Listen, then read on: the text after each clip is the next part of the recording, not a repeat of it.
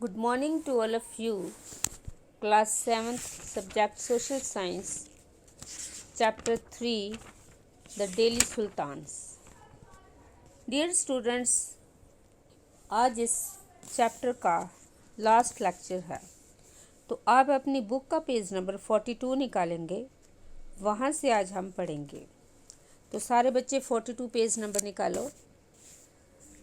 In this list of Muhammad Taghlaq's failures, we sometimes forget that for the first time in the history of the Sultanate, a Delhi Sultan planned a campaign to capture Mughal territory.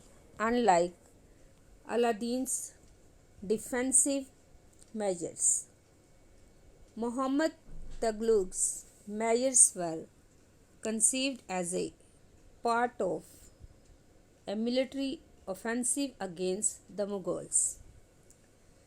तो इन तमाम असफलताओं की गिनती करने में हमें कभी कभी भूल जाते हैं कि इन तमाम असफलताओं की गिनती करने में हम कभी कभी भूल जाते हैं कि सल्तनत के इतिहास में पहली बार दिल्ली के किसी सुल्तान ने मंगोल इलाके को फतह करने के अभियान की योजना बनाई थी, जहां अलाउद्दीन खिलजी का बल प्रतिरक्षा पर था।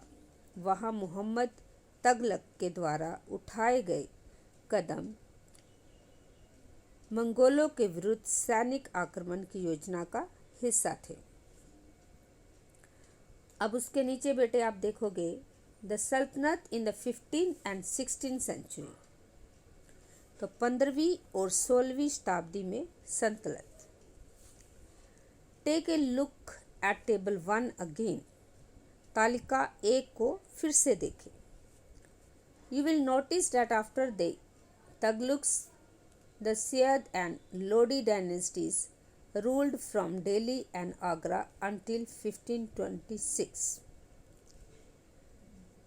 तो आप पाएंगे कि तगलक वंश के बाद 1526 तक दिल्ली तथा आगरा पर सयाद तथा लोदी वंशों का राज्य रहा। तो किन का राज्य रहा था वहाँ पे?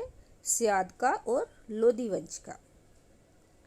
Bye then Jaunpur, Bengal, Malwa, Gujarat, Rajasthan and the entire South India has independent rulers who established flourishing states and prosperous capitals. This was also the period which saw the emergence of new ruling groups like the Afghans and the Rajputs.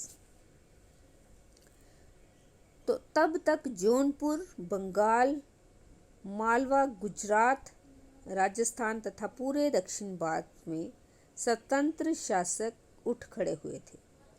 उनकी राजधानियां समृद्ध थी और राज्य फल फूल रहे थे। इसी काल में अफगान तथा राजपूतों जैसे नए शासक समूह भी उभरे। अब उसके बाद आप सेकंड पैराग्राफ लेंगे। Some of the states established in this period were small but powerful and extremely well administered.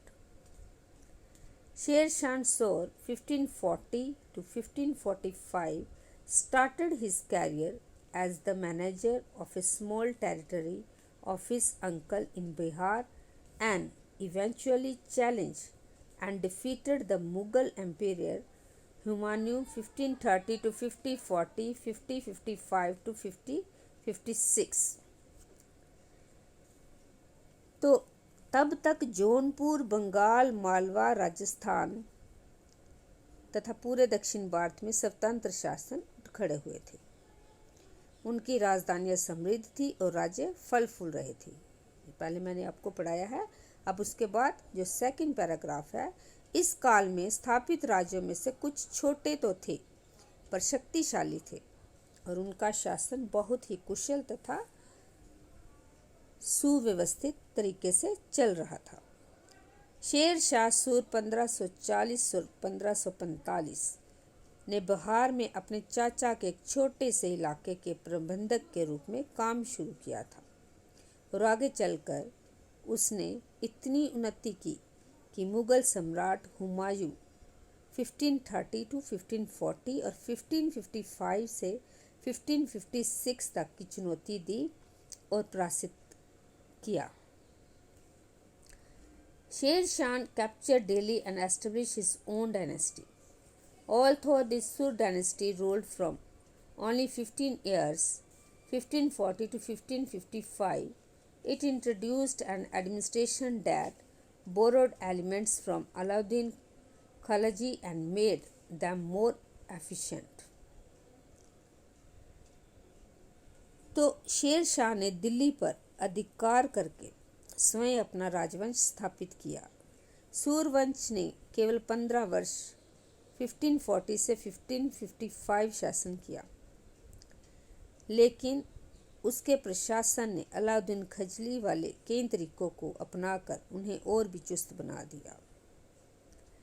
Sher Shah administration became the model followed by the great Emperor Akbar 1556 to 1605 when he consolidated the Mughal Empire.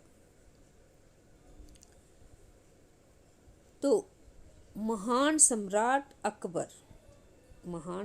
जो अकबर थे, उन्होंने 1556 से 1605, तो महान सम्राट अकबर ने जब मुगल साम्राज्य को सम्मिलित किया तो उसने अपने प्रतिमान के रूप में शेर शाह की प्रशासन व्यवस्था को ही अपनाया था। तो डियर स्टूडेंट, आज ये चैप्टर समाप्त हो गया है। कल वाले लेक्चर में आप इसके क्वेश्चन आंसर और जो भी एक्सरसाइज वर्क है वो करेंगे। Thank you and have a nice day.